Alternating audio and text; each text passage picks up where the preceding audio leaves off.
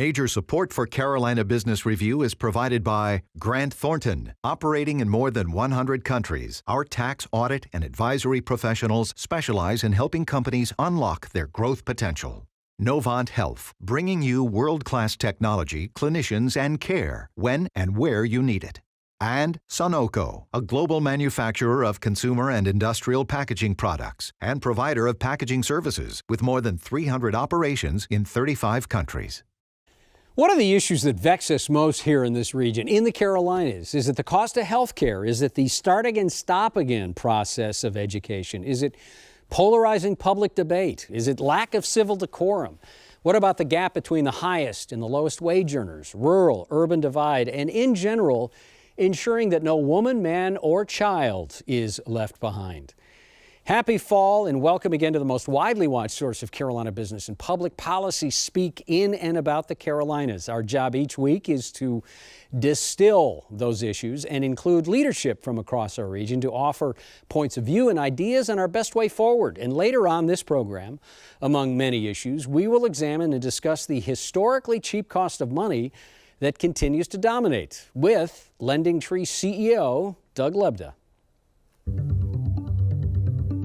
Gratefully acknowledging support by Blue Cross Blue Shield of South Carolina. Please visit us at southcarolinablues.com. The Duke Endowment, a private foundation enriching communities in the Carolinas through higher education, healthcare, rural churches, and children's services. Barings, a leading global asset management firm dedicated to meeting the evolving investment and capital needs of its clients. Learn more at barings.com.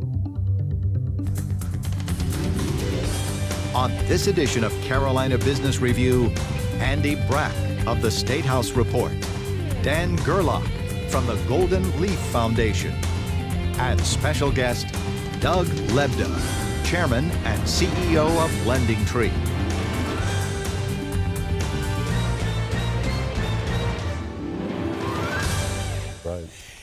Welcome to our program. It's always right before the cameras roll that we have some of the best dialogue. Andy, good to have you on the program. Dan, welcome. Good to see you. Thank you very much for having me.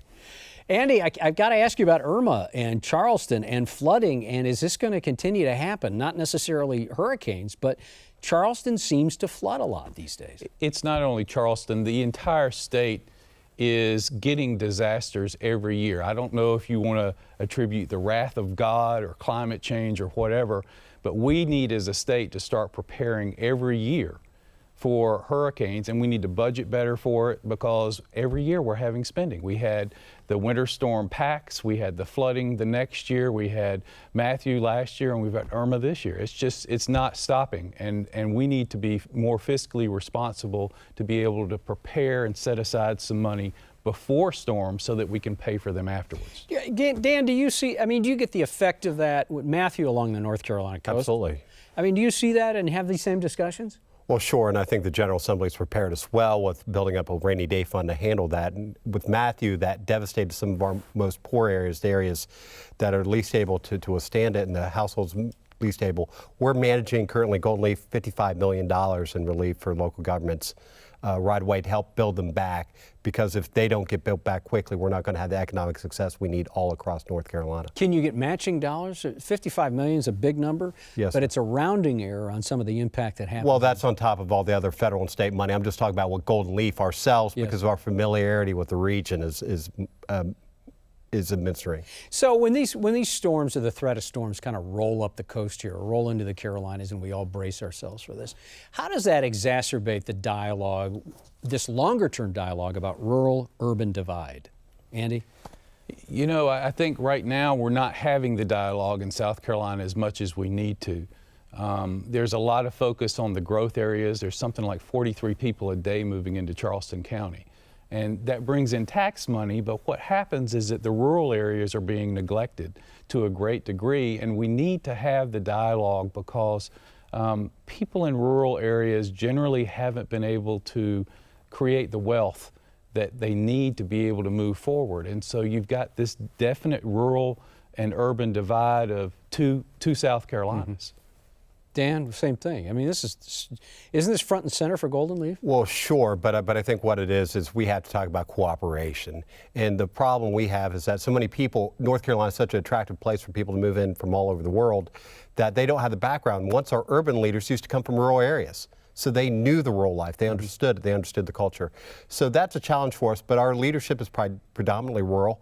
The rural areas through Golden Leaf and others, we're getting a lot of attention. We have to figure out a way to leverage the strength of the urban areas to get the connectedness of it. And I think there's a lot of leadership dedicated to that. Yeah, and hold on just a second, but we don't, and I'll come back to you, Andy, I'm sorry, I don't want to be disrespectful, but Dan, isn't this, rural and urban will never be the same. Correct. And are we trying to treat them the same? No, we're not. I think what we have to do is leveraging down Charlotte or Raleigh or Charleston or Greenville is not going to help the most rural areas of our two states of the Carolinas. What we have to figure out is where are the strengths in those areas, build the human and physical infrastructure for long-term economic development. That's the trick in Charlotte and Raleigh. That needs to be the trick all across North Carolina. Was that something you were going to add on to? You know, we need to have a laser-like focus on small businesses in rural areas. Like in South Carolina, we do a really good job of attracting large businesses. Well, why not put the same kind of intense focus in rural areas?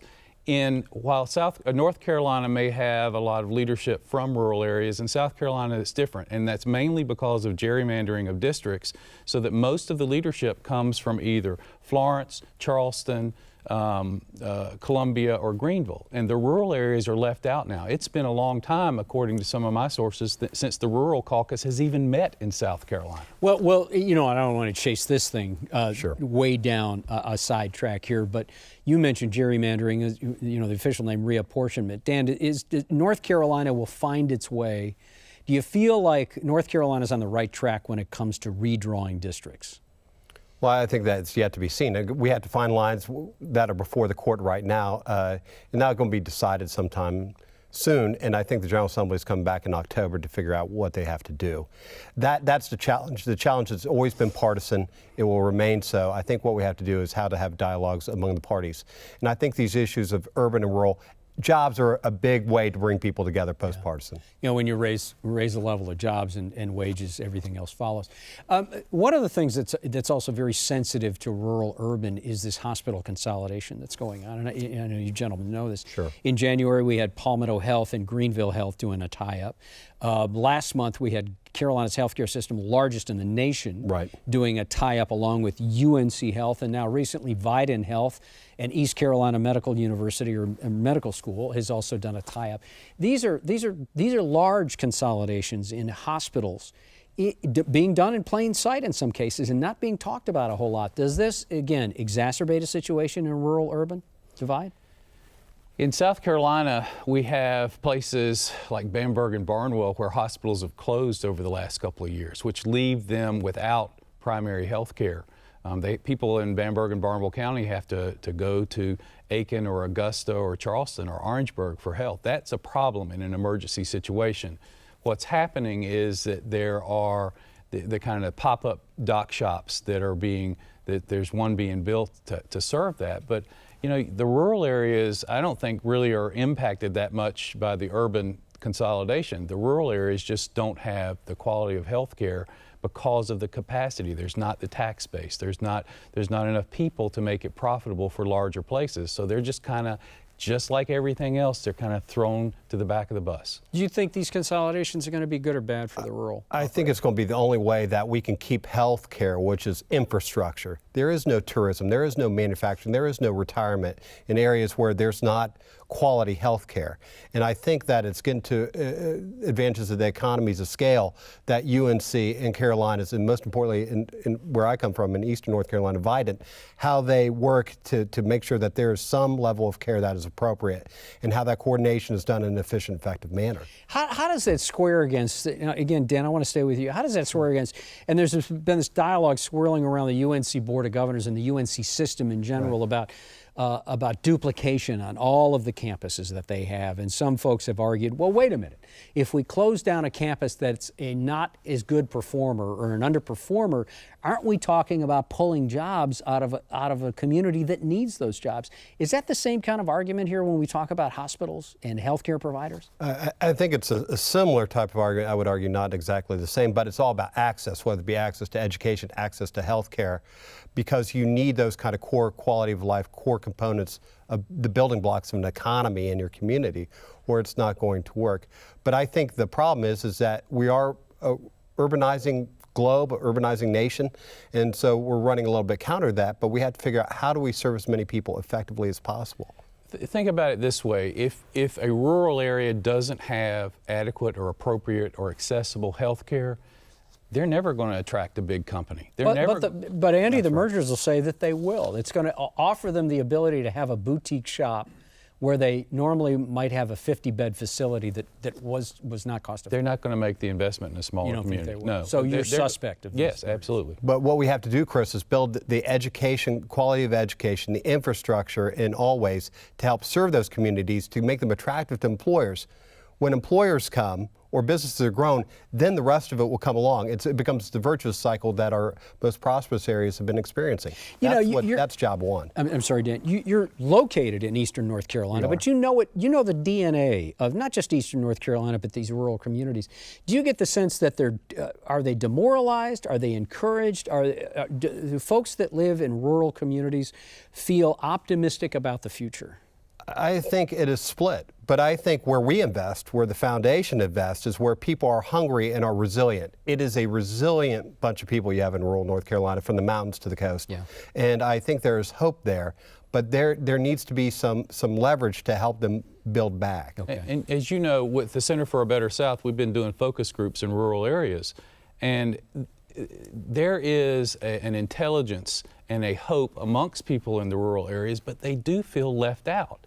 It is a little bit depressing to them that they don't get the same attention from the state government that other areas get. Yeah, more to come on this, no doubt. Let's get to our guest. And one of the things that connects the rural and urban, transportation infrastructure. Coming up on the show, he is the DOT Secretary for North Carolina. Jim Trogdon will be here. Also, on location, we will be taking our program on the road. I don't know if that's scary or not for the folks that live in Charleston, Andy, but we will be doing 2 half-hour shows at the Ports Authority coming up. Look for those programs. And also, she is the Chief Administrative Officer of one of the largest banks in this country.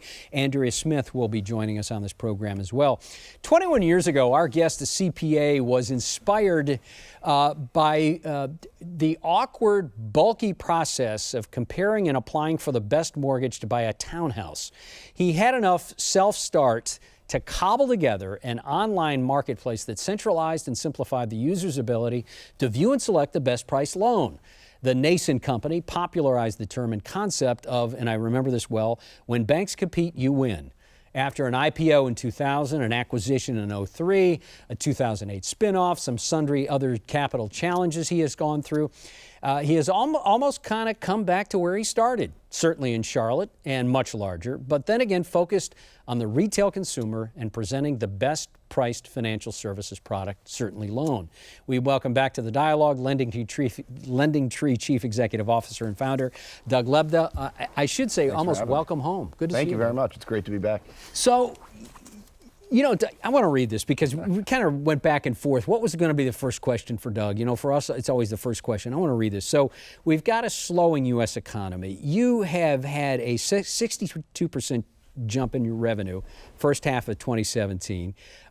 You grew your mortgage lending by 28%, despite a 4% decline in this nation.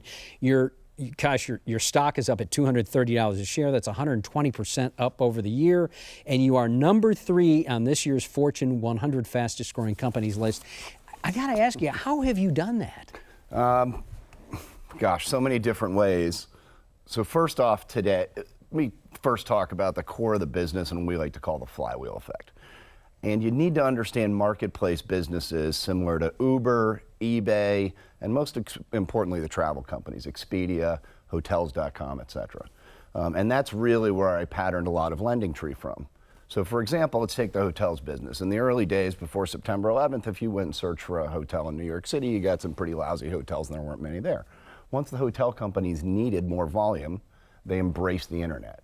As they embraced the internet, their revenues went up, and all of these travel companies were able to then advertise in droves to the consumer to say, hey, you can save a lot of money by doing this. We've effectively done the same thing. Took a long time to get the lenders. Now we work with over 500 lenders. They've increased their automation substantially, such that over the last year, the time to close a loan at LendingTree has gone down by more than half. Their pricing is better. We've got demonstrated price savings that competition really works. We've got demonstrated savings service benefits because lenders have to have ratings and reviews, and they police those like crazy. And we've also added a number of new products: home equity, auto, small business, and so less than half our business is actually mortgage. But in mortgage, what happens is that the market has gone down. More lenders need more volume to keep their shops full, and so then they're going to come to LendingTree because we can demonstrate great savings for them. And then more of them come on and make the market more competitive, and the flywheel keeps spinning. But you know, I love your enthusiasm, and you've articulated the idea well. But you talk about it like it's a new idea. You've been doing this for 17 years, so. I mean, it's almost like if you look at how your growth has been, that you're still on the J curve, the early part of the J curve. Yeah, we had our market share in mortgage, for example, as a percentage of all the loans originated, was 0.7% for about 12 years. And we were basically growing with the market. What's happened over the past few years, as lenders want to lend money again, is they're looking, how do I lend money? I can go do the old-fashioned thing, put out ads. Now, when I put out my ads and say, come to me, I'm a bank, you're going to get 100% of the population. You really only want 10 or 20% of the population where you can be most competitive. So we help lenders be most competitive where they can be most competitive. And you really needed a catalyst. And the catalyst for us in this industry was lenders getting automated, lenders caring. The startup lenders in the mortgage space helped us there. Now you've got Chase and Citi and Wells, who are all doing great businesses with us. So that lender change has happened. And then in the personal loan space and small business, you had all these startups that developed all this great technology that's now finding its way into banks. And so it's making them more efficient on that front. And if they can profitably originate loans, we are the best place for them to do it. Yeah. Andy, question? You know, one of the things that you heard, we were talking about wealth and poor folks. How can y'all help people who don't have wealth, particularly in rural areas, get the approvals they need so they can buy their home? Because once somebody has a home, they are invested in their community and they care and they want to make sure that it succeeds. So LendingTree, we believe, as a marketplace, is there for everybody, including some loan products that people may not want or maybe should not take. So for example, if you have somebody whose only option is a check cashing store, and then you overregulate that, well, the next thing they're going to do is they're going to go to the guy who lends you the money and breaks your kneecaps if you don't pay him back. So we can demonstrate savings that even poor people will save money. And it might be the difference between an 80% rate and a 30% rate, but we can still say, hey, if you need to fix your car so you can get to work, you know, that works. And then over time, as that marketplace gets more competitive. The other thing we do is we have a product called My LendingTree, where we give you not only credit monitoring and a free credit report, but we also give you ways to improve your credit. There's a guy here in Charlotte named Calvin, and we build a product around him. We've already got his credit score up 100 points by making some simple things, and then he'll be able to climb the ladder of credit. He's not a Muppet, is he? Is Calvin a real person? He's a real person, but he's not a Muppet. Dan? Well, I want to ask you about millennials. With the idea, I read about how millennials are living in parents' basements. It freaks me out, and they're less ready to go into the housing market and so forth. How's the advent of millennials affecting your business and your future plans? It's definitely having an impact. Our business is now more than half mobile, obviously, which would make sense. Sure. You can apply for loans very simply. Most students are saddled with a lot of debt. Believe it or not, you can actually save a lot of money by refinancing student loans, including some of the federal ones.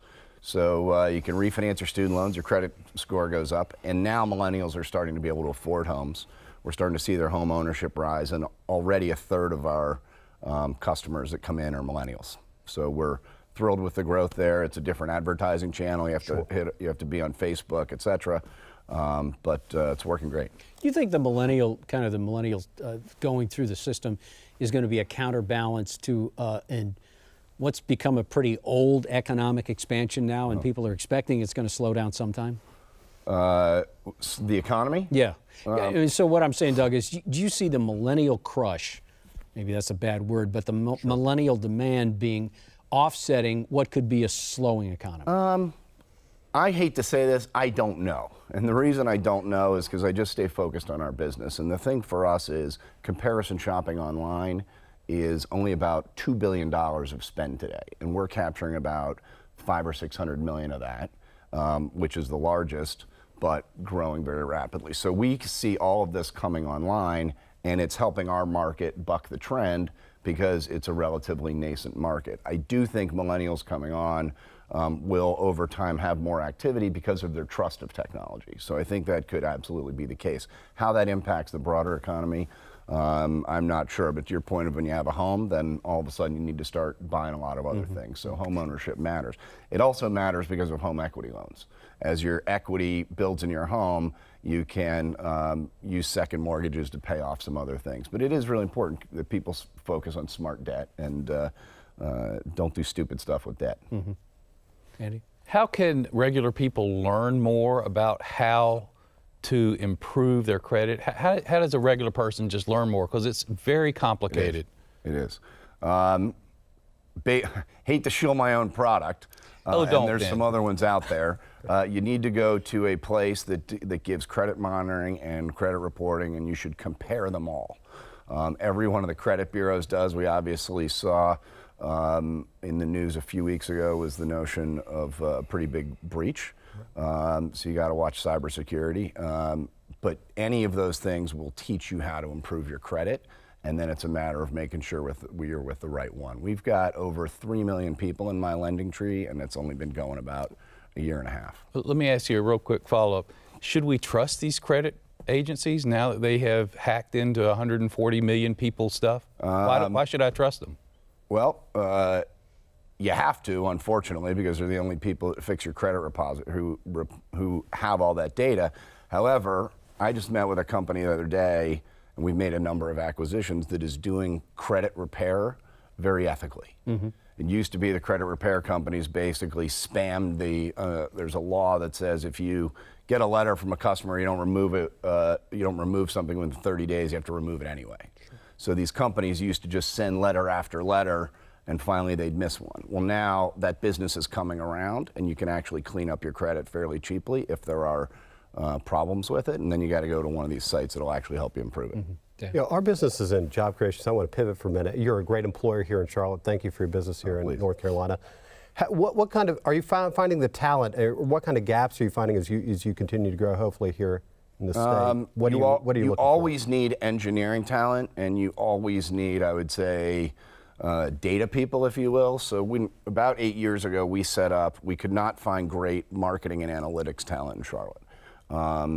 We opened up an office in Burlingame, California, and we hired a lot of people out there with a lot of that type of experience. The good news is we're now able to get that here. We're actually having some of our employees move out here because I say they can live like normal humans. They can buy a house and get a car and not be driving an hour and a half to work. So people absolutely love it here, and yes, we can get the talent we need. It's always just tight in engineering. Yeah, let me go back to something Andy said, this loss of public trust. Doug, you had mentioned the Equifax breach. Wells Fargo's had their challenges, charges, impropriety around customers' accounts. And, as more of this happens, it drives people to a point, and I know you've seen this, I'm getting to the question here, it drives people to huge distrust. Yep. And it it inflames what we call the shadow banking system. Yep. PayPal, Google, that are trying to make an end run around the traditional financial product system. So how do you place LendingTree, and how do you think about what has been shadow banking and shadow financial movement? Where does that end up? So the shadow banking, I don't really buy. We can talk about that, but what you're saying is the core reason that LendingTree exists, which is I didn't trust financial institutions. I went to a bank, they gave me the runaround. I went to another bank, they gave me the runaround. And so I basically said, how can you use free market principles to try to hold banks accountable and make them do the right thing. The key to that is ratings and reviews. If you get a bad review on LendingTree, not only does that hurt your competitiveness against your other lenders, because basically we say to lenders, here's the good news is we're going to put you in we're going to give you more volume that meets your criteria at a price that you can afford. The bad news is you're in competition with 4 of your other direct competitors, and so you better perform. And we got about 30 seconds. Okay, and so you drive down the response time, and competition actually works. In personal loans, you can save 600 basis points between the low and the high.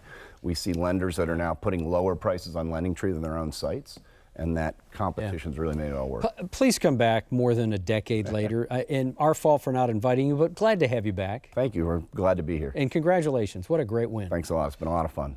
Dan, also come back. Good to see you. Andy, good to see you. Thank Until you. next week, I'm Chris William. Have a good weekend. Good night. Yeah, sorry. Major funding for Carolina Business Review was provided by the Duke Endowment, Bearings, Grant Thornton, Novant Health, Sunoco, Blue Cross Blue Shield of South Carolina, and by viewers like you. Thank you. Promotional consideration provided by Business North Carolina Magazine. For more information, visit carolinabusinessreview.org.